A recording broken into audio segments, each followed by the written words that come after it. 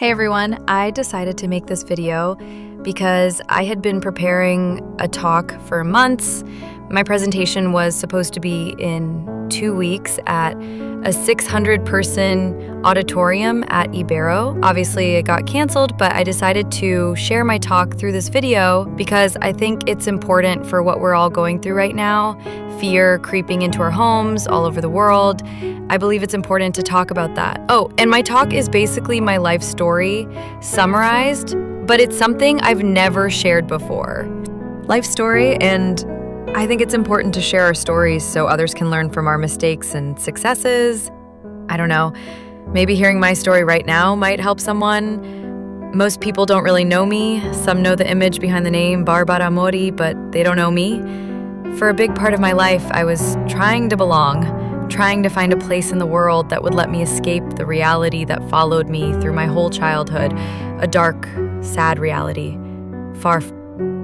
Back then, I was looking for a safe place, and even though I was never really into money, since I never had any, my friends, my coworkers, and even my own family kept pushing me in that direction. When I was 14, I started working as a waitress to save up and get away from the violence at home, but with what I earned, I couldn't save much. Later on, when I was 17, I finally managed to leave. I did a bit of everything, handing out flyers at traffic lights, dancing at a club, bartending, and even worked as a secretary for a while. I joined a modeling agency, and my looks helped me get into the modeling world, but at first it wasn't easy because I didn't fit into anything. After landing my first commercials as an extra, I sadly realized that the agencies were the ones making the money. Sometimes I had to choose between paying rent or eating. But being in front of the camera made me realize I wanted to be an actress. So I started studying acting, and that's how my career began. For 10 years, I acted nonstop in soap operas, and in the middle of it all, in all those projects, I was struggling to find myself. I wasn't really aware of why I was so angry at life or why I felt the need to prove not just to others, but also to myself that I had value. Growing up surrounded by abuse and psychological harm, I developed the belief that I wasn't good enough at anything to deserve my parents' love. I thought I didn't deserve anyone's kindness, not even my own. So I went through life creating totally destructive situations. The decisions I was making were driven by fear, the fear of the idea, because it was just an idea, that I didn't deserve love. So in the middle of all this emotional chaos, I threw myself into my career. After playing the same submissive characters as the lead, I started feeling stuck as an actress, which made me really want to try new things to keep growing. That's when Ruby came into my life. The project was a whole different kind of risk. Because of the character, that's why I agreed to do it, but on my terms. The company wanted me to sign an exclusive contract for 6 years, and they told me if I didn't sign, they'd find someone else. I was absolutely sure I wasn't going to give 6 years of my life just doing the same thing. I wanted to do movies. Back then, TV actors weren't really welcomed in the film world, but I wanted to try because I knew movies would give me the chance to do different stuff. So against everyone's advice, I turned down the offer and was really surprised when they still agreed to sign me just for that project. That's when I realized that when you step out of your comfort zone and risk everything chasing your dreams, you open up endless possibilities that bring you closer to them. Ruby was the biggest project at the time. It gave me international exposure I never imagined. I had those 3 things society says lead to happiness. I was famous, successful, and well paid. But when I got to my dressing room, I'd close the door, look at myself in the mirror, and start crying. I felt lonely, empty, and sad. That made me reflect really deeply. And I realized that no amount of money, fame, or success will ever bring us happiness if we're broken inside. I was broken as a kid. My dad with his addiction and violence, and my mom with her abandonment. So I understood that to find happiness, I had to start looking within myself. I learned to meditate, and after years of hard work, deep inside, one day I realized I was full of behavior patterns and beliefs imposed by my parents, my friends, and society. These beliefs gave me an identity throughout my life that pushed me to act, often without realizing I was building a path I didn't want. I also discovered that I didn't fully agree with those beliefs, and most importantly, that I had the power to change. See, we're all light and darkness. One can't exist without the other. We can't just get rid of our darkness because it's part of being human. What we can do is choose which part to feed.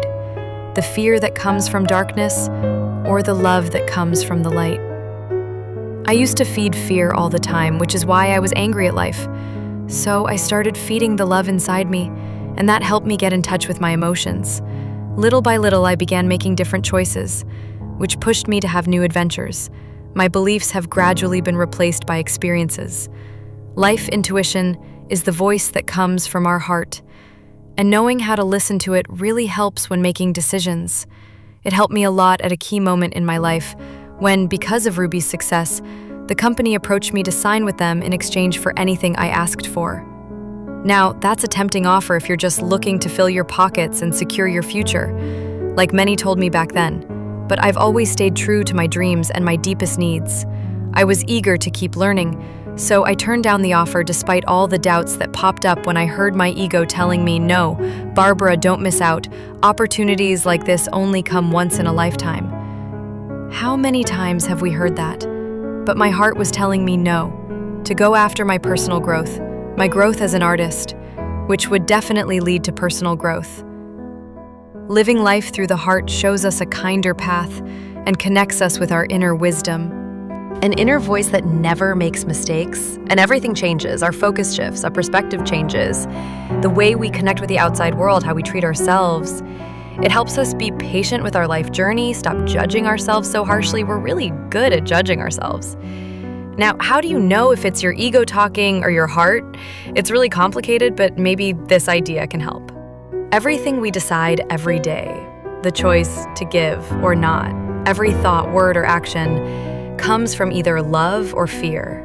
If we really think about which one is driving this voice, maybe that's where we'll find the answer. The thing is, we've been taught to live in fear. The education we've had for years and years is set up that way. Part of a system that needs to control us so it can manipulate us however it wants and keep enriching those in charge. The easiest way to control someone is by keeping them weak and ignorant. By scaring people, they make them sick and hurt, and that's why the traditional education system is one of the biggest problems we face today. We're pushed into consumerism because the system needs unhappy people who buy their products, thinking their lives will get better. The system doesn't want awake people who question things like who we are, why we're here, what's going on in the world, why there's so much violence and hate. But of course, how could we have that kind of mindset?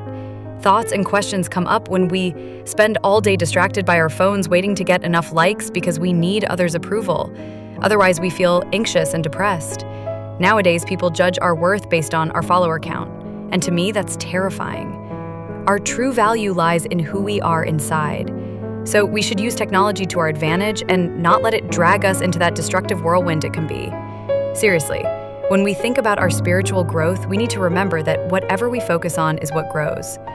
When I turned my attention inward, into myself, I started healing my wounds and learned to love myself. Self-love is the most powerful thing to face the harshness of the world. And I'm sure we all have wounds. There's a time in everyone's life when we were broken, maybe in our early years, when something or someone caused one or more hurts. Those wounds need to heal. Healing helps us get to know ourselves, understand who we are, and figure out what we really want to do with our lives. Do we want to keep building a life based on what we were told it should be, or do we want to go after our dreams? We have to dare to dream, be brave, and take risks. We need to be true to ourselves until we find a balance where what we do, say, and think matches who we really are. I know it's not easy, but it's something you can learn. I've made a lot of mistakes trying to find my own path, and I still do. But they've taught me a lot. They've pushed me to face the world and realize that living is in my hands, and the choices I make shape my future. But of course, where do I even start? I've always felt the need to end hate, violence, injustice, inequality, racism, wars, poverty, hunger, so many things that have torn apart life, freedom, and love. Now I get that none of that is really in my control. What I can control is what I do with my life. Mahatma Gandhi said, "Be the change you want to see in the world." So I started making changes in myself. I began meditating, doing yoga, going on spiritual retreats. When it comes to reading, I used to hate it because my dad forced me to read. And when I got home and couldn't explain what I'd read, he'd smack me in the face with the homework. So yeah, I hated reading. But I pushed myself to read because I know how important knowledge is. I even signed up for history and philosophy classes. Psychology helped me understand who I am and how I work. I went on a journey to find myself until I finally understood what my heart was saying and why it felt so broken and hurt. I realized how important it is to create with awareness, thinking about the common good. Right now, we're going through a moment of awakening for all humanity. It's important to listen to our hearts and make decisions from there, not get caught up in the fear and panic that the coronavirus is causing. We need to realize where we stand as humanity and take action by being loving, generous, and compassionate with ourselves and others. We have to stop only thinking about what we need because we were taught to be better than others. That's not the way. We need to understand each other, lend a hand to help each other grow, stay united, and create the well-being that humanity so badly needs. That's why, 7 years ago, together with Oscar Aguirre, I started a foundation called Amor Infinito. We make the dreams of kids who are dying or going through a terminal illness come true. This foundation is just one way I give back a little of what life has given me, even though I was broken inside when I was so young, and it's taken me a lot of effort to put myself back together. I'm really grateful to be standing here, aware and convinced that everything we go through teaches us something important. We've made a lot of kids' dreams come true. With endless love, we've brought smiles to little faces that seemed hopeless.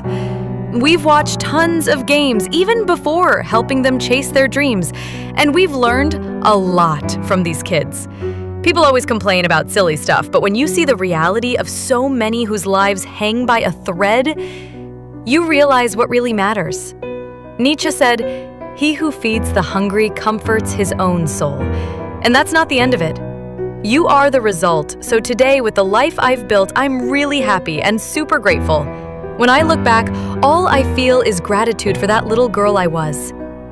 No matter what, she never stopped believing, never stopped listening to her heart. Healing my wounds led me to save myself, face myself, forgive myself, and swear I'll never let anyone walk all over me again. Tomorrow? Who knows? It all depends on the choices and seeds we plant today. Let's work together, united, right now, when humanity really needs us to come together because there's strength in unity. Thank you, and I hope this story and video help you out.